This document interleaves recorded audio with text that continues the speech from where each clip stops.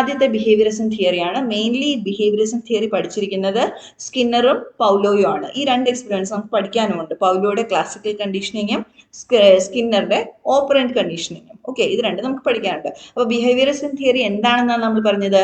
ഇതിൽ രണ്ട് കാര്യങ്ങൾ പറഞ്ഞു. ഒന്ന് എന്താണ്, നമ്മൾ എന്താണ് അസോസിയേറ്റ് ചെയ്യാൻ ശ്രമിക്കുന്നത്? ഒരു സ്റ്റിമുലായി ഒരു റെസ്പോൺസിനോട് നമ്മൾ അസോസിയേറ്റ് ചെയ്യാൻ ശ്രമിക്കുന്നു.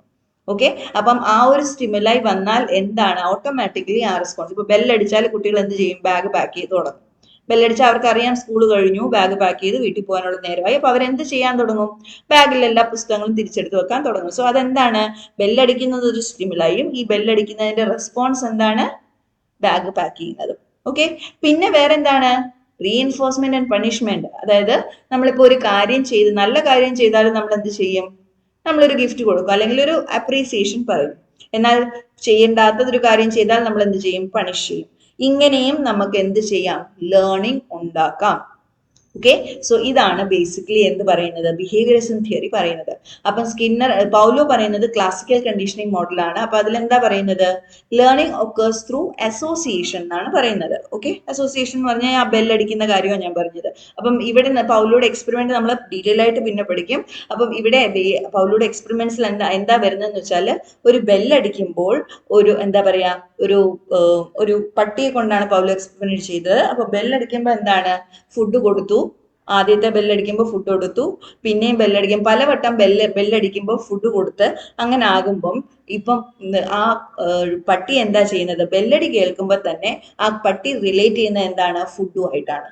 ഓക്കെ, അപ്പൊ അങ്ങനെ ഒരു റിലേഷൻ, അതായത് ഒരു സ്റ്റിമുലായി, ഒരു ന്യൂട്രൽ സ്റ്റിമുലായി ഒരു റെസ്പോൺസ് ക്രിയേറ്റ് ചെയ്യുന്ന ഒരു പഠനമാണ് എന്ത്? ക്ലാസിക്കൽ കണ്ടീഷനിങ് എന്ന് പറയുന്നത്. എന്നാൽ ഓപ്പറന്റ് കണ്ടീഷനിങ് എന്ന് പറയുന്നതോ? ഓപ്പറന്റ് കണ്ടീഷനിങ് നമ്മൾ റിവാർഡ് കൊടുക്കുന്നതും റെസ്പോൺസ് പണിഷ്മെന്റ്സ് കൊടുക്കുന്നതും ഒക്കെയാണ് ഓപ്പറന്റ് കണ്ടീഷനിങ്. അതായത് നമുക്ക് റിവാർഡ് കൊടുത്താൽ എന്ത് ചെയ്യാം? ഡിസൈർഡ് ബിഹേവിയേഴ്സിനെ നമുക്ക് സ്ട്രെങ്തൻ ചെയ്യാം. പണിഷ്മെന്റ് കൊടുത്താൽ എന്ത് ചെയ്യാം? ഡിസൈർഡ് ബിഹേവിയേഴ്സിനെ, അല്ലെങ്കിൽ അൺവാണ്ടഡ് ബിഹേവിയറിനെ നമുക്ക് ഡിസ്കറേജും ചെയ്യാം. സോ ഇതാണ് ബിഹേവിയറിസം തിയറി. നമ്മൾ ബിഹേവിയറിനെ എങ്ങനെയാണ് മോഡിഫൈ ചെയ്യുന്നത്, അല്ലെങ്കിൽ നമ്മളൊരു ബിഹേവിയറിനെ എങ്ങനെ ഉണ്ടാക്കാം അല്ലെങ്കിൽ മാറ്റാം എന്നുള്ളതാണ് ബിഹേവിയറിസം തിയറി പറയുന്നത്. നെക്സ്റ്റ് കോഗ്നിറ്റിവിസം തിയറിയാണ്. ജീൻ പിയാജന്റും ജെറോം ബെർണറുമാണ് ഈ ഒരു തിയറീസിൽ കൂടുതൽ പഠനങ്ങൾ നടത്തിയിട്ടുള്ളത്.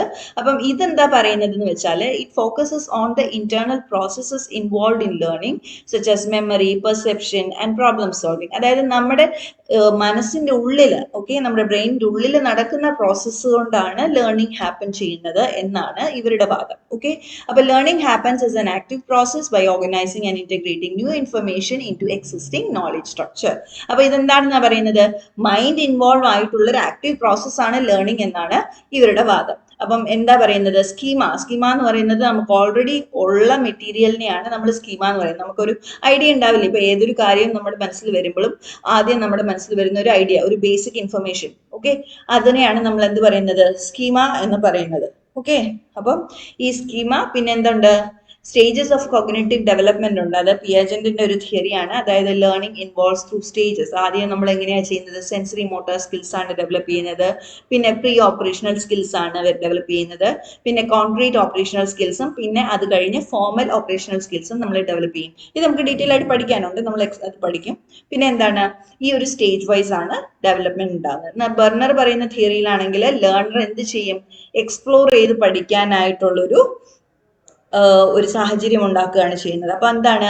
ഒരു ഡീപ്പർ അണ്ടർസ്റ്റാൻഡിങ് ക്രിയേറ്റ് ചെയ്യാം എന്നാണ് ബെർണർ ഈ ഒരു ഇതിൽ പറയുന്നത്. ഓക്കെ, സോ ഇത് കോഗ്നിറ്റിവിസം എന്ന് പറയുന്നത് എന്താണെന്നാണ് നമ്മൾ പറയുന്നത്? ബേസിക്കലി നമ്മുടെ തന്നെ മെന്റൽ പ്രോസസ്സസ് അല്ലെങ്കിൽ ഇന്റേണൽ പ്രോസസ് ആണ് എന്തിന് കാരണമാകുന്നത്? ലേണിങ്ങിന് കാരണമാകുന്നത് എന്നാണ് കോഗ്നിറ്റിവിസം തിയറി പറയുന്നത്. ഇനി അടുത്ത തിയറി നോക്കാം. അടുത്ത തിയറി എന്താ പറയുന്നത്? കൺസ്ട്രക്റ്റിവിസം തിയറിയാണ്. അതെന്താ പറയുന്നതെന്ന് വെച്ചാൽ, constructivism points that learners actively construct their own understanding by integrating new experiences with prior knowledge. നമ്മൾ പറഞ്ഞതാ അല്ലെ? എന്താണ്? നേരത്തെ നമുക്കറിയാവുന്ന കാര്യങ്ങളിൽ ബേസ് ചെയ്തിട്ട് പുതിയ നമുക്ക് കിട്ടുന്ന അണ്ടർസ്റ്റാൻഡിങ്സ് ഉണ്ടല്ലോ, അത് ഇതിനുമായിട്ട് റിലേറ്റ് ചെയ്ത് നമ്മൾ എന്ത് ചെയ്യും? പഠിക്കും. ഓക്കെ, അപ്പം നമുക്കൊരു കാര്യം അറിയാം. In a science class, students experiments with magnets and hypothesize why certain materials attract and why they don't. Okay. So മാഗ്നറ്റിനെ കുറിച്ച് ഒരു ബേസിക് ആയിട്ട് അറിയാവുന്ന കുട്ടികൾ ലാബിൽ പോയിട്ട് മാഗ്നറ്റിസത്തിന്റെ എക്സ്പെരിമെന്റ് ചെയ്യുമ്പം നമ്മൾ എന്താ സ്റ്റുഡൻസ് എന്താ ചെയ്യുക, അടുത്തുള്ള സാധനങ്ങളെല്ലാം ഈ മാഗ്നറ്റ് അട്രാക്ട് ചെയ്യുന്നുണ്ടോ ഇല്ലയോ എന്ന് നോക്കും ഇല്ലേ. അപ്പം ഓൾറെഡി മാഗ്നറ്റിസത്തിന്റെ ഒരു പ്രിൻസിപ്പിൾ അറിയാം, അതിന്റെ കൂടെ ഏതൊക്കെ മെറ്റീരിയൽ അത് അട്രാക്ട് ചെയ്യും, ഏതൊക്കെ അത് അട്രാക്ട് ചെയ്യുന്നില്ല എന്നൊക്കെ എന്ത് ചെയ്യാം, ആ നോളജിന്റെ ബേസിൽ നമുക്ക് എന്ത് ചെയ്യാം, എക്സ്പെരിമെന്റൽ ലേണിംഗ് കൂടെ ആഡ് ചെയ്യാൻ പറ്റും. ഈ തിയറിയാണ് നമ്മൾ എന്ത് പറയുന്നത്, കൺസ്ട്രക്റ്റിവിസം തിയറി എന്ന് പറയുന്നത്.